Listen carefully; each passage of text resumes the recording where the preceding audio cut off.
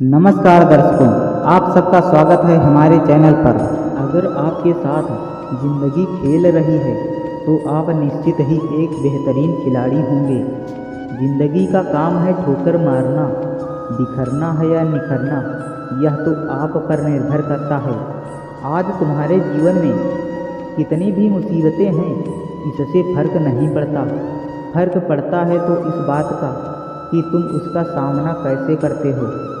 मनुष्य को जो इस संसार में मिला है उसे उसमें ही खुश रहना चाहिए। जो नहीं मिला है उसके लिए उसे दुख नहीं मनाना चाहिए। इंसान ने जितना अपने लिए सोचा है, भगवान ने कहीं उससे अधिक उसके लिए सोच रखा है। इसलिए कभी भी किसी चीज़ के बारे में चिंता मत करो। जहाँ तक प्रभु श्री राम ने भी अपने घर में बहुत विरोध सहा है, श्री कृष्ण ने भी समाज में विरोध सहा है, तो यह आपके साथ भी होगा। पर जब तुम इससे ऊपर उठोगे तब ही समाज में कुछ नाम होगा। दूसरों पर निर्भर वाले कभी खुश नहीं रह पाते। इसलिए इस लायक बनिए कि आप अपनी इच्छाओं को स्वयं पूरा कर सकें। इन 5 जगहों पर हमेशा चुप रहना सीखें। पहला, जहां आपके शब्दों की कोई कीमत ना हो। दूसरा, जहां बोलने के बाद आपको पश्चाताप करना पड़े। तीसरा, अगर आपके बोलने से किसी का दिल दुखता हो। चौथा, अगर आप गुस्से में हैं, क्योंकि इंसान गुस्से में बिना सोचे समझे कुछ भी बोल देता है। पांचवा, जहां आपको समझदारी से सुनने वाला कोई न हो। एक गांव में आग लग गई।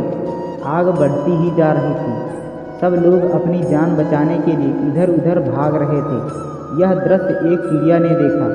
वह अपनी चोंच में पानी भरकर आग को बुझाने की कोशिश करने लगी। वह बार बार पानी लाती और आग पर डालती थी।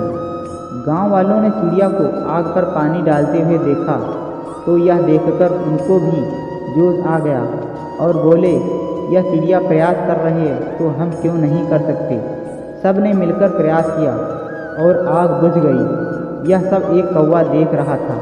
फिर कौवे ने उससे कहा, तेरे पानी डालने से कुछ होना तो था ही नहीं, तो तू पानी क्यों डाल रही थी। चिड़िया ने कहा, मेरे पानी डालने से कुछ हुआ या ना हुआ, लेकिन मुझे गर्व है कि जब आग बुझाने वालों की बात होगी तो उसमें मेरी भी गिनती होगी।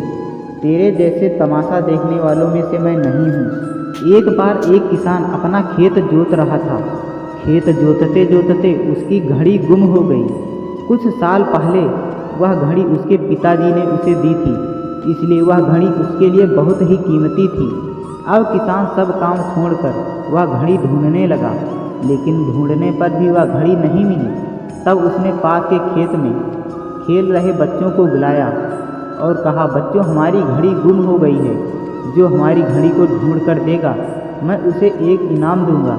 इनाम के उत्साह में सब बच्चे घड़ी ढूंढने लगे, लेकिन इतने बड़े खेत में इतनी छोटी घड़ी मिलना बहुत मुश्किल था।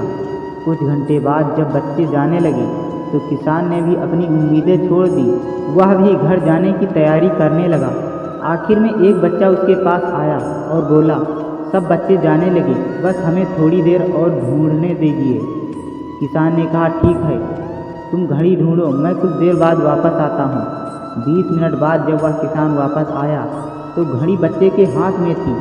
यह देखकर किसान आश्चर्यचकित हो गया और बोला, इतने कम समय में तुमने अकेले ही घड़ी कैसे ढूंढ ली।